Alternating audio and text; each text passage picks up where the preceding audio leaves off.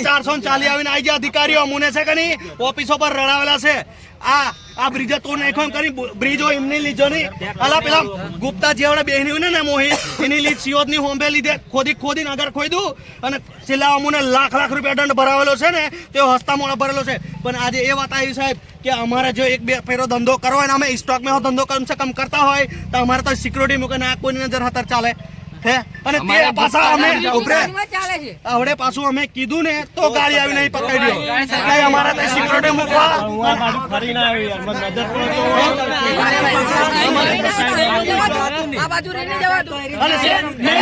તમે મને લેખિતમાં આપી દો મેં કલેક્ટર કને બી જવા કે ટ્રેક્ટર થી બ્રિજ ને નુકસાન થતો હોય ને ટ્રેક્ટર વાળો પેલું ખુદે ये મને સાબિત કરી ના લો કેટલું ખોદે એ લેખિત में ब्रिज में नुकसान હોય ને તો હું લેખિત में ખોદાય કે મંજૂર થી વધારે ખોદાય કે તમે અમુનકો મશીનો થી નુકસાન છે કે ટ્રેક્ટર વાળા થી નુકસાન છે એનો જવાબ આલ દો તમે મને બ્રિજ અત્યારે પડ્યો બ્રિજ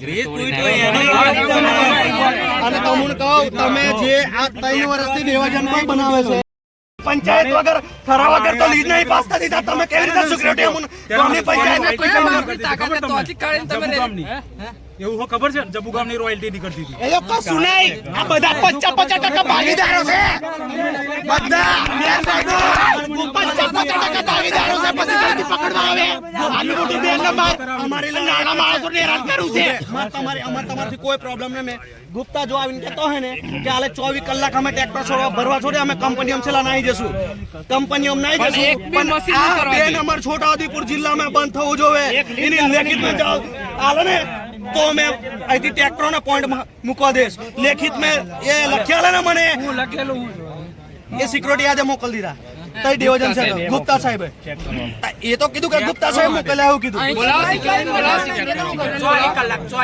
તમારાથી કોઈ પ્રોબ્લેમ નથી અમને જો આલુ મોટો ખોટો થતો હોય તું વાત તો સાંભળે તું સમજવા કેમ રાજી નહીં मैं नहीं बात हूं मैं वो कहूं कि जो गुप्ता साहब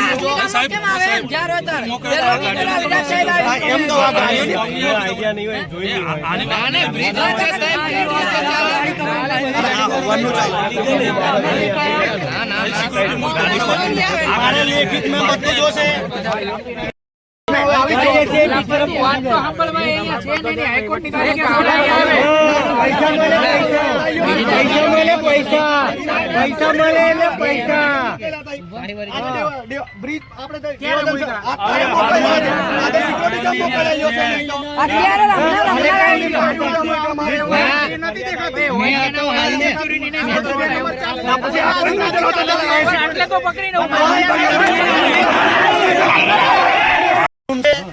કોઈના રાજ में ચાલે છે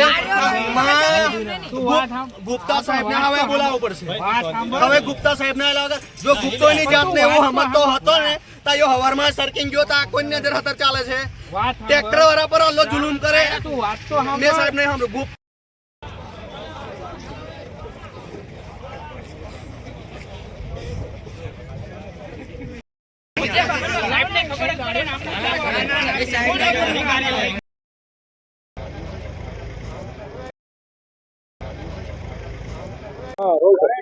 આજ રોજ ખાણ ખનીજની છોટાઉદેપુરની ટીમ દ્વારા તપાસમાં હતા તે દરમિયાન અમુક વ્યક્તિઓ દ્વારા ઇલીગલ કામગીરી થતી હોવાનું જાણ કરતા અહીંયા સ્ટોકમાંથી નીકળતા જે ચારેક વાહનો જોવા મળે જે રેતી ભરેલી હતી જેમાં જે વાહનોની તપાસ કરતા તેમાં પ્રાથમિક દ્રષ્ટિએ રોયલ્ટી ના હોવાથી ત્યાં રાખી મૂકેલ છે અને તપાસ અર્થે તેમના હાલ વધુ તપાસ હાથ ધરતો અંદર લીજ વિસ્તારની આસપાસ લીજમાં ખાણકામ જે જોવા મળેલ તે જગ્યાએ જે 4-5 મશીનો હતા તે હાલ પૂરતી તપાસ અર્થે સીઝ કરીને અહીંયા સ્ટોક ઉપર મુકાવેલ છે વધુ કાર્યવાહી હવે જે તપાસમાં આગળ જે કાર્યવાહી કરવાની થશે તે કરવામાં આવશે અને એ ખાણકામવાળા વિસ્તારની માપણી પણ ફરિયાદીની રૂબરૂમાં કરવામાં આવે છે સર ટ્રેક્ટરો 4 હતા એ અને 2 ગાડી ભાગી ગઈ છે તપાસ સમયે જે અમે જ્યારે અંદર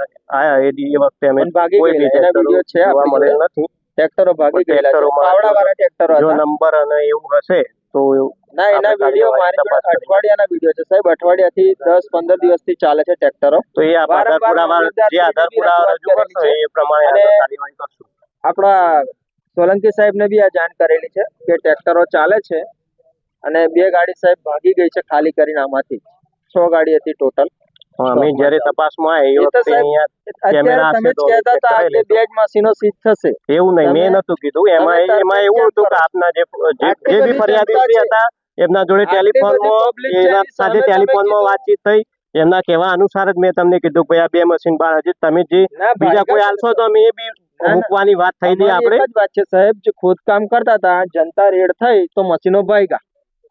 તો પછી એની એટલે મારું જગ્યાએ કહેવાનું જઈને મેં જનતા રેડ કરી તો આપણા જનતાના પ્રતિનિધિને જ પૂછ્યું હતું કે ભાઈ હા, આમાંથી કેટલા મશીન હતા. હા, તો આપણે એમનું કેવું એ હતું ભાઈ આ 2 મશીનો પીળા કલરના 2 મશીનો હતા એવું એમને જણાવ્યું. અને જસ્ટ એ વખતે તમે આયા એટલે મેં તમને એવું કીધું 2 મશીનો. પછી આપણે કીધું ભાઈ આ બીજા પણ મશીનો હતા તો આપણે જે 5 મશીનો હશે ગાડી છે તો એના જે VTMS ના ડેટા એ રજૂ કરશે ખાલી એના કરીને આધારે આપણે જે જનતા રેડ તપાસ થાય તે જ વખતે ખાલી કરીને ફરાર થઈ ગઈ છે અને 4 ટ્રેક્ટરો છે પાવડા વાળા, ટોલી વાળા નહીં, કે જે વેણમાંથી સરખું કરતા હતા. એટલે હવે કદાચ ઇસ્યુ એ બી થઈ શકે છે કે આ તો વાડીનું કામ કરતા હતા, પણ આ મશીનો વાડીનું નહીં લીજનું કામ કરી રહ્યા છે. અઠવાડિયે 10 દિવસના વિડીયો બી છે આપણી જોડે.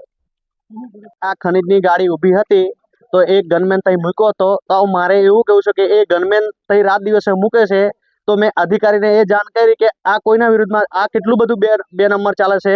તેથી અધિકારીને જાણ કરી પછી અમે અહીંયા આવીને આ ગાડીઓ બધી પકડી પછી અધિકારીને અંદર લઈને ગયા કે આ કોઈના તમારે ગનમેનો યા ડેવોજન પર મૂકે છે. જનતા ડેવોજન બનાવ્યું છે તઈ એમને સરકવું છે અને તઈ પાછા ડેવોજન જોડે ગનમેનો મૂકે છે. તઈ કોઈને હાંચવા મૂકે છે. રાત દિવસ ગનમેનો 4 મૂકે છે તો નદીમાં હાંચવું બ્રિજ કહેલું જ્યારે આટલું મોટું 2 નંબર ચાલતું હોય તો એમને ધ્યાન તઈ ડિવિઝન પર શું રાખવાનું છે જરૂર છે એ લોકોને. તઈ ગનમેનો મૂક્યા છે અને એ મશીનો અહીં ચાલો એટલે ગાડી આવી. અધિકારીને મેં કીધું કે મારી કને સવારના વિડીયો છે તમને બતાવું. પછી અધિકારીએ સીધા ગાડી અહીં આવ્યા અને એમની પાછળ અમે આવ્યા. પછી અહીંથી અધિકારીઓને કીધું કે અમે લઈને આ ગાડીઓ ખાલી ગાડીઓ લઈ જવા કહેતા હતા એ ગાડીઓ લઈ જઈએ અમે સિલકાઈ દઈએ અમને કાયદેસરની કામગીરી કરવા દો એમ. તો અમે કીધું કે ભાઈ અહીંથી જવાના છે. જે ગુપ્તા સાહેબ છે જો એક અધિકારી જો કહેતો હોય કે નાનો માનો છોટો માણસ ધંધો કરી શકે ને તો 4 માણસો મૂકીને એ ગુપ્તા કરીને છે ને અધિકારી એ કીધું હતું કે માણસો મૂક્યા હતા રાત દિવસ માટે. તો આ ગુપ્તા સાહેબને આ નહીં દેખાતું કે કેટલું 2 નંબર ચાલે છે ને કેટલો ભ્રષ્ટાચાર છે. આ કોઈની નજર હેઠળ ચાલે છે અને આ બધા અધિકારીઓ મિલી ભગત છે. રાઠવા પ્રવીણભાઈ કનુભાઈ મોટી રાસલી.